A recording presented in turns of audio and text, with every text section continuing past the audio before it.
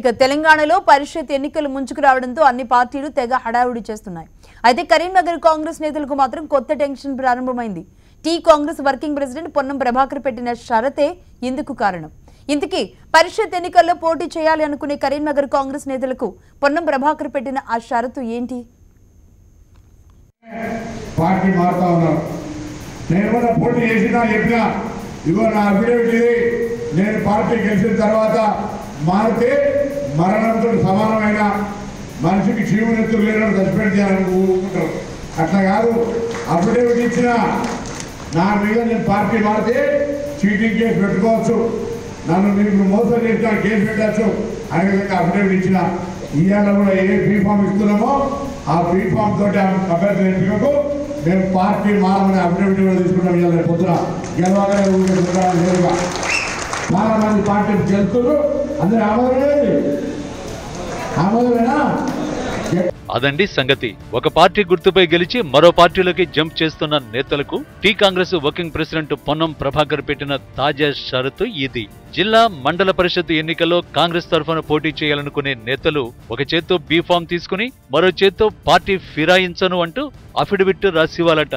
నిజానికి ఇటీవల జరిగిన సార్వత్రిక ఎన్నికల్లో కరీంనగర్ లోక్సభ స్థానం నుంచి బరిలోకి దిగిన పొన్నం ప్రభాకర్ ఈ అఫిడవిట్ సంప్రదాయానికి తెరలేపారు.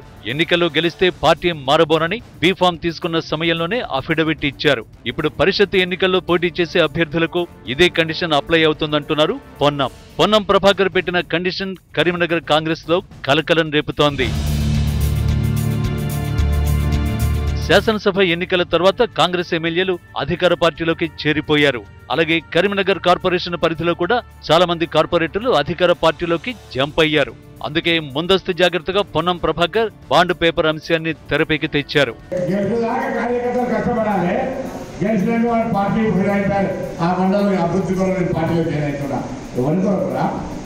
అందుకే ముందుగానే అఫిడవిట్ తీసుకుంటా ఉన్నాం.